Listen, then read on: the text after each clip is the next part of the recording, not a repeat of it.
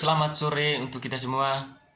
Baik, perkenalkan nama saya Engelbertus Karisman Carson, kelas 2020B, Prodi Keperawatan NPM 2020 1034. Universitas Katolik Indonesia Santo Paulus Ruteng, Program Sarjana Keperawatan dan Pertanian tahun 2021-2022.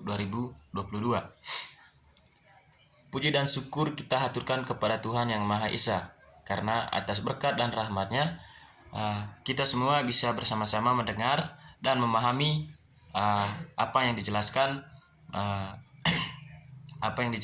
pada malam hari ini, yaitu mengenai judul konsep dasar komunikasi dalam keperawatan. Baik, latar belakang dari pengangkatan tema ini yaitu mengenai konsep dasar komunikasi dalam keperawatan, yaitu kita lihat sekarang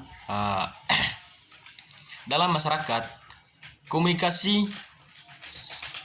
sangat efektif dilakukan, bahkan tidak pernah jauh dari kehidupan kita.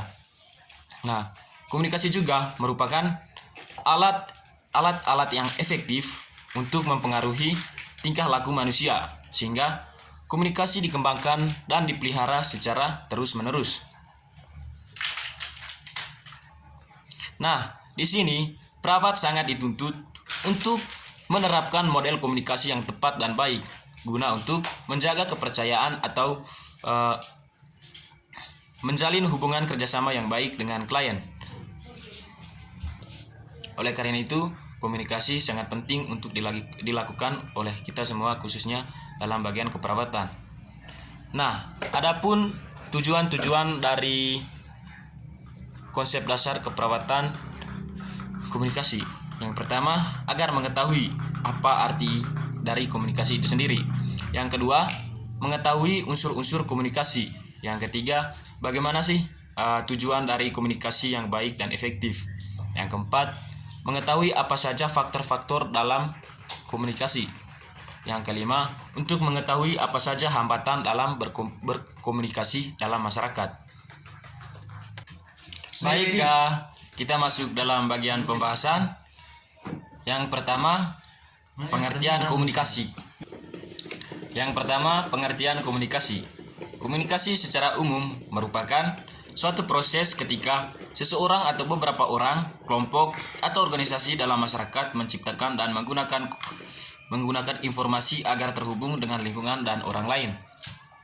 Nah, pada umumnya komunikasi dilakukan secara lisan atau verbal, yang artinya dalam setiap komunikasi ada istilah secara lisan, yang dimana secara individual mereka saling kontak atau berkomunikasi atau berbicara satu sama lain.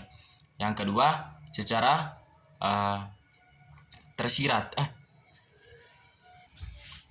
komunikasi yang digunakan menggunakan media dan lain sebagainya. Yang ketiga, adapun komunikasi yang dilakukan menggunakan gerak tubuh, yang dimana komunikasi dalam gerak tubuh ini adalah dilakukan oleh beberapa orang yang memang mereka tidak bisa berkomunikasi menggunakan suara, atau bisa dibilang mereka bisu dan hanya bisa melakukan komunikasi hanya dengan menggunakan gerak-gerik tubuh. Nah, di sini juga mempunyai pengertian komunikasi menurut beberapa para ahli. Yang pertama, menurut Effendi 2015, komunikasi adalah proses penyampaian suatu pesan oleh seseorang kepada orang lain untuk memberitahu atau untuk mengubah sikap dan perilaku, baik langsung secara lisan maupun tak langsung melalui media. Nah, Effendi menegaskan di sini bahwa dia menganggap bahwa komunikasi itu adalah sesuatu yang dilakukan untuk menyampaikan pesan kepada seseorang, yang dimana bagaimana seseorang itu harus merubah perilakunya dari hal-hal yang buruk ke hal-hal yang lebih baik. Nah, di sini penyampaian informasi ini bisa dilakukan secara lisan atau tersirat maupun dilakukan secara menggunakan media. Nah, yang kedua, menurut Sinambela 2016, ia menyatakan bahwa komunikasi adalah suatu proses pembentukan atau penyampaian ataupun penerimaan dan pengelolaan pesan yang terjadi di dalam diri seseorang dan atau di antara dua atau lebih dengan tujuan tertentu. Nah, di sini Sinambela menegaskan bahwa komunikasi ini adalah suatu proses pembentukan atau penyampaian, juga sebuah penerimaan, yang artinya saya mengangkat salah satu contoh yang dimana saya sebagai pemberi informasi dan yang satunya lagi adalah yang menerima informasi atau informasi yang dimana apa yang saya katakan dia mendengarkannya. Nah, di sini komunikasi itu adalah suatu proses untuk penyampaian atau penerimaan pesan. Nah, yang ketiga, menurut Vibovo 2017, komunikasi adalah pertukaran informasi antara sender kepada receiver dan menarik kesimpulan sebagai persepsi tentang makna suatu antara individual yang terlibat. Nah, di sini Vibovo menegaskan bahwa komunikasi adalah pertukaran informasi antara antara sender maupun receiver, yang dimana mereka berdua saling menukar informasi lewat komunikasi dan mengambil sebuah kesimpulan dan makna. Nah, yang keempat, menurut Lexicographer 2019, nah dia menegaskan bahwa komunikasi adalah upaya yang bertujuan untuk memberi dan meraih kebersamaan. Nah, tujuan yang diinginkan kedua belah pihak akan tercapai bila mereka berkomunikasi dan memiliki pemahaman yang selaras tentang informasi yang saling ditransfer. Nah, di sini menurut Lexicographer menegaskan bahwa komunikasi adalah suatu upaya yang bertujuan untuk memberi atau meraih suatu tujuan bersama, yang dimana mereka saling bertukar pikiran atau lewat menggunakan komunikasi satu sama lain untuk mencapai apa yang mereka inginkan, atau bisa dikatakan bahwa ini adalah suatu rencana untuk mencapai mufakat bersama. Nah, yang kelima, menurut Raymond Ross 2020, komunikasi adalah proses pemilahan, memilih, dan simbol pengiriman sedemikian rupa yang membantu menerima menghasilkan respon pesan atau makna penawaran yang sama dengan yang dimaksudkan oleh komunikator. Yang di sini maksudnya adalah komunikasi itu adalah bagaimana kita memilah atau memilih mana yang baik dan mana yang benar. Nah, itu saja dari pengertian menurut beberapa para ahli. Nah, sekarang kita masuk ke bagian yang kedua. Apa itu unsur komunikasi? Nah, di sini saya akan menjelaskan beberapa unsur-unsur dalam berkomunikasi. Yang pertama, sumber. Sumber ialah pihak yang menyampaikan atau mengirim pesan kepada penerima. Sumber sering disebut dengan komunikator atau pengirim, source sender atau encoder.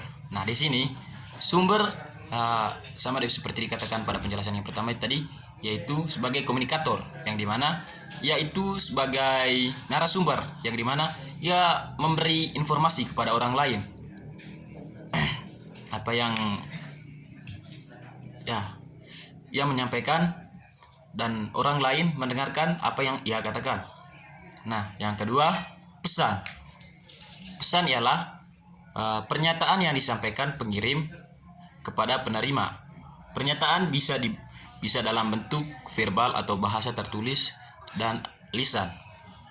Nah, di sini pesan yang dimaksud adalah bagaimana seseorang yang menerima informasi dari sang komunikator dan memahaminya, kemudian memberi pesan apa yang dia pahami. Nah, yang ketiga, media. Media adalah alat yang digunakan untuk memindahkan pesan dari sumber kepada penerima media. Dalam pengertian ini bisa berupa media massa, mencakup surat, radio, film, televisi, dan yang lainnya. Nah, di sini dijelaskan bahwa sebuah komunikasi dilakukan dalam media, yang artinya bahwa mereka berkomunikasi hanya dalam atau lewat alat-alat elektronik seperti handphone,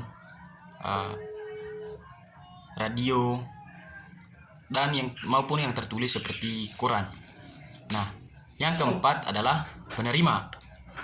Penerima ialah pihak yang menjadi sasaran dari pesan yang dikirim oleh sumber kepada penerima. Nah, di sini menjelaskan bahwa sudah jelas bahwa seorang komunikator memberikan informasi lewat komunikasi yang dimana yang mendengarkan sang komunikator adalah penerima informasi tersebut, yang dimana sang penerima mendengar dan memahami apa yang disampaikan oleh sang komunikator sampaikan. Nah, yang kelima, pengaruh atau efek. Pengaruh atau efek ialah perbedaan antara apa yang dipikirkan atau dirasakan dan dilakukan oleh penerima sebelum dan sesudah menerima pesan. Pengaruh bisa terjadi pada pengetahuan, sikap, dan tingkah laku. Nah, di sini menjelaskan bahwa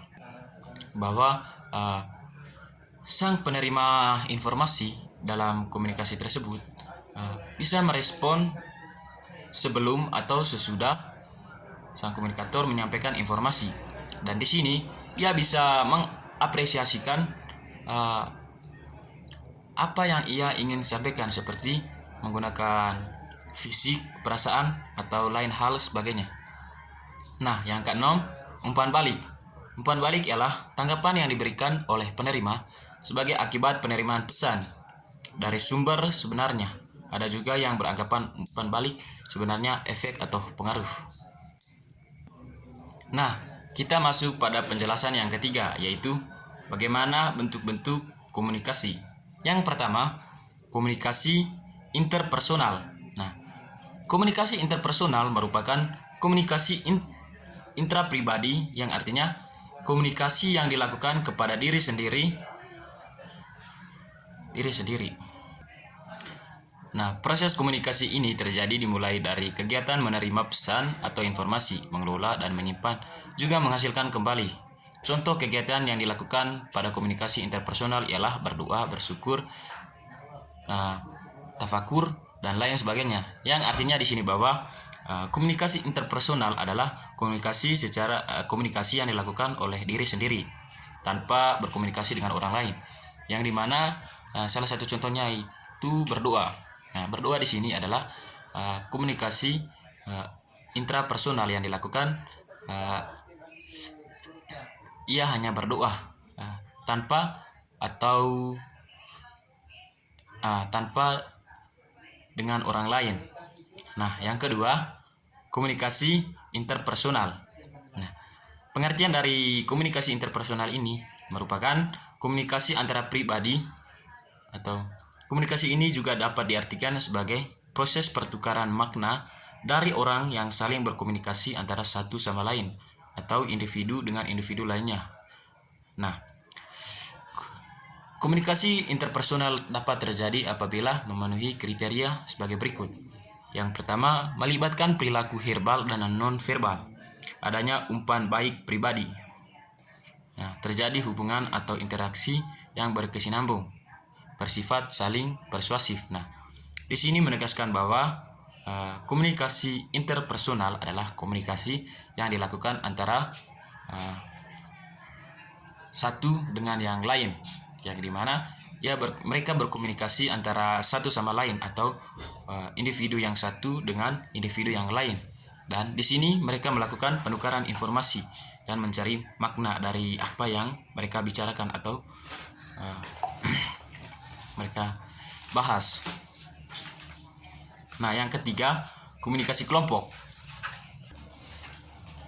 Komunikasi kelompok dapat diartikan sebagai tatap muka dari 3 atau lebih individu yang memperoleh maksud dan tujuan yang dikehendaki, seperti kuliah, rapat, briefing, seminar, dan lainnya. Nah, di sini komunikasi kelompok yaitu komunikasi yang dilakukan antara banyak orang, yang dimana di sini mereka saling bertukar pikiran lewat berkomunikasi untuk mencapai tujuan bersama. Ya, salah satu contohnya yaitu seminar atau yang lebih efektifnya lagi dalam hal perkuliahan. Nah, yang berikut komunikasi massa.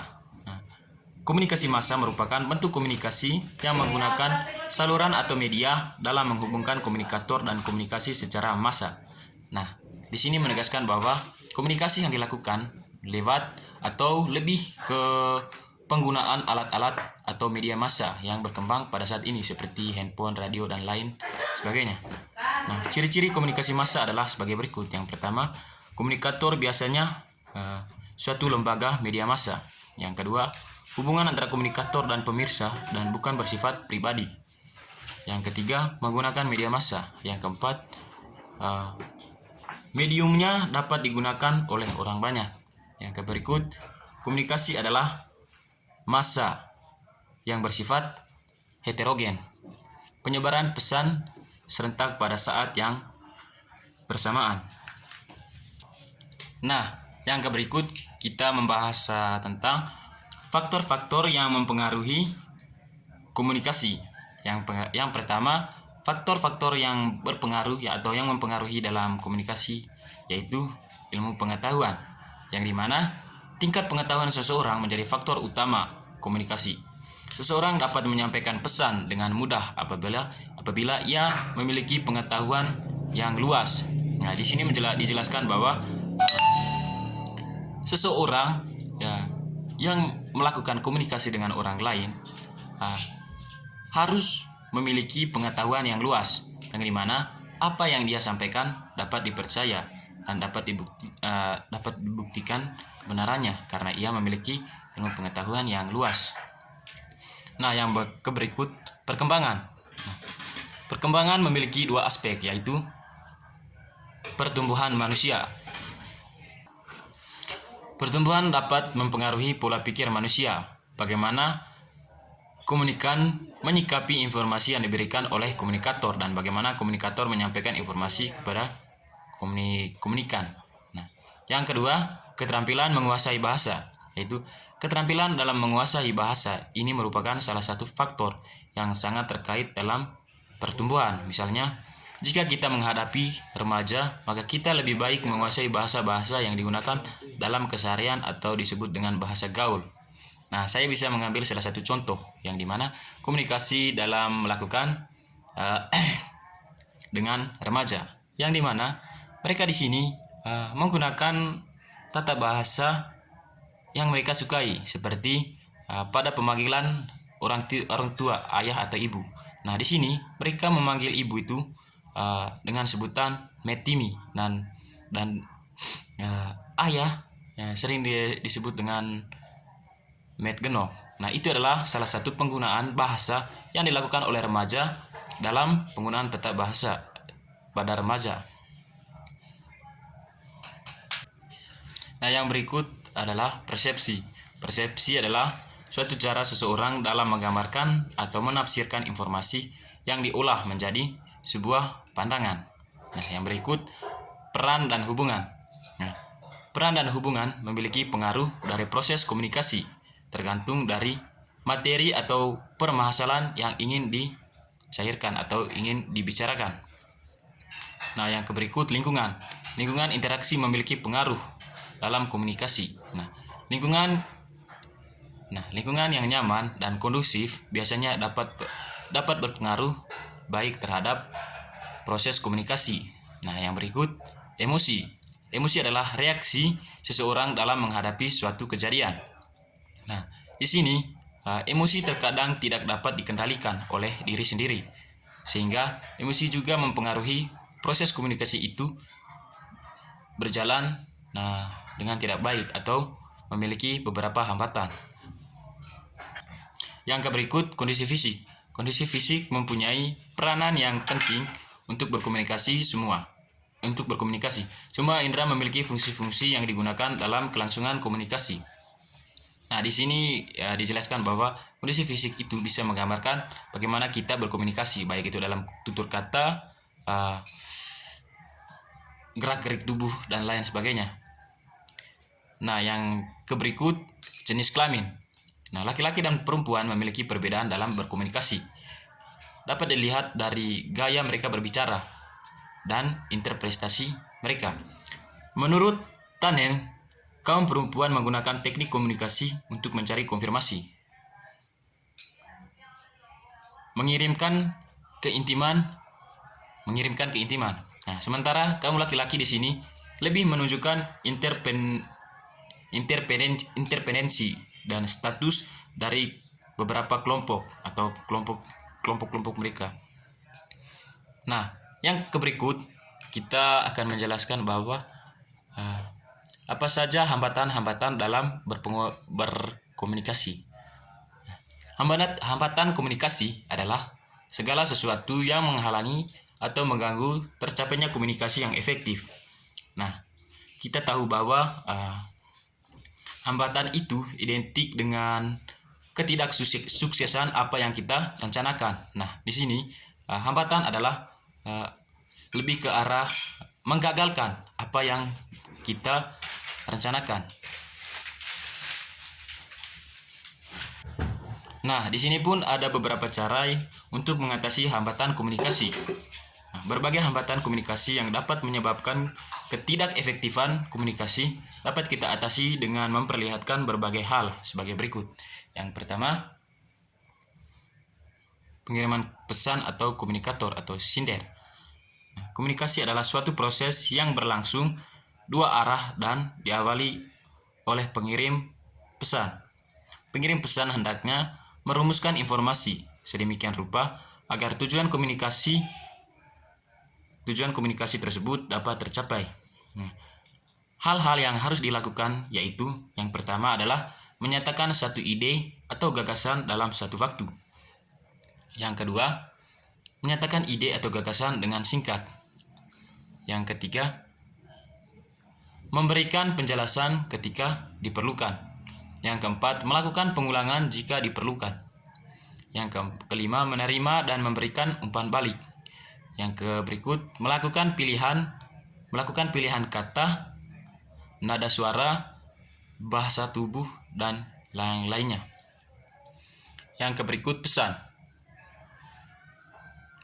Pesan merupakan informasi sederhana yang disampaikan oleh pengirim pesan kepada penerima pesan. Nah,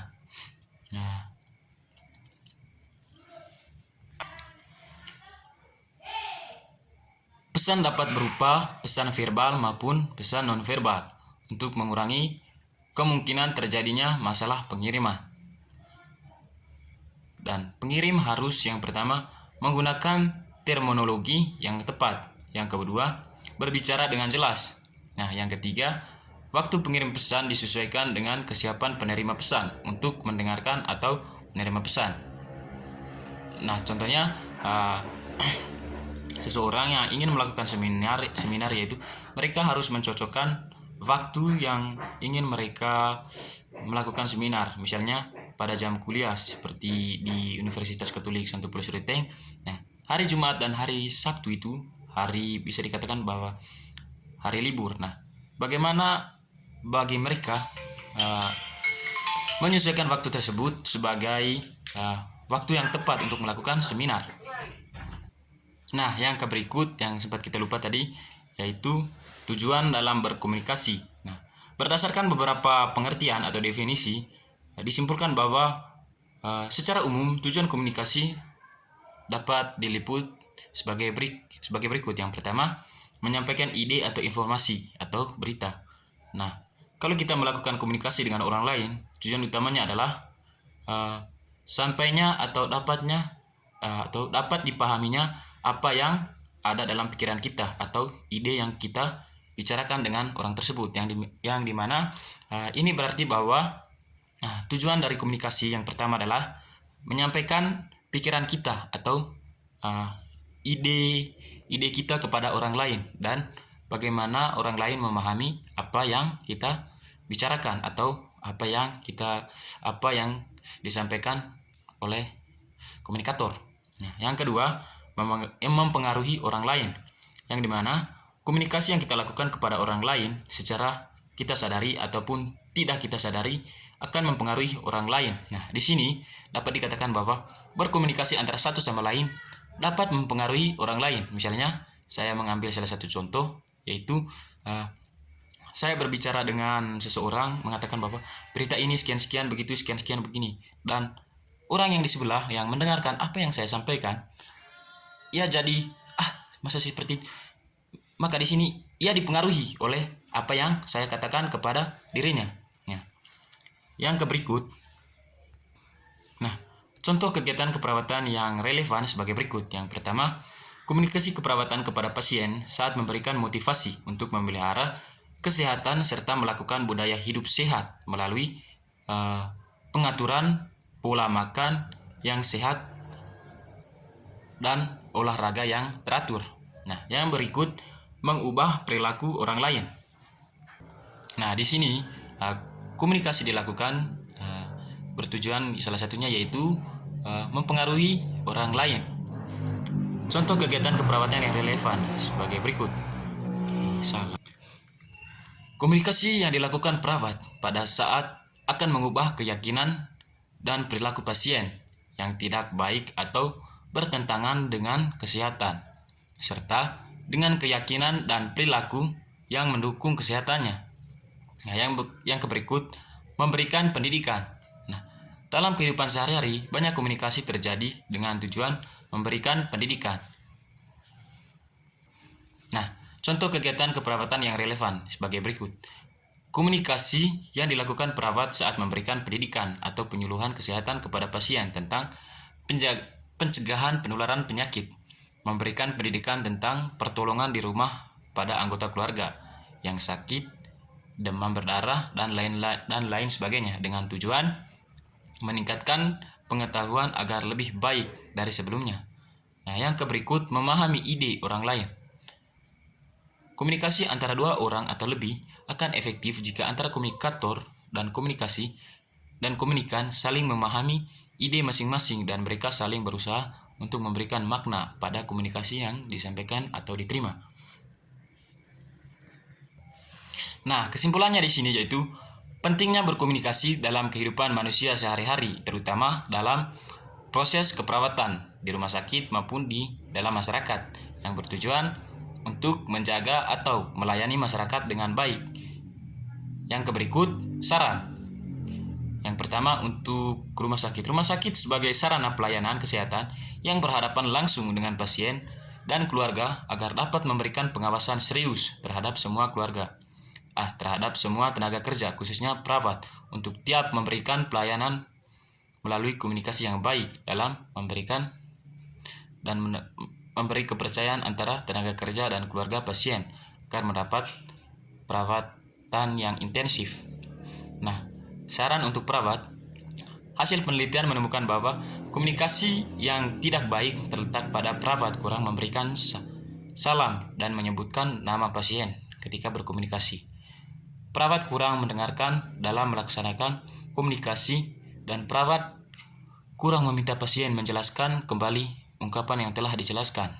Nah, itu saja dari saya, dan jika ada kata-kata atau penjelasan yang kurang dimengerti, mohon saran dan kritikannya. Kalau bila perlu, pertanyaan juga boleh disampaikan melalui komen. Nah, sekian dari saya ucapkan terima kasih banyak.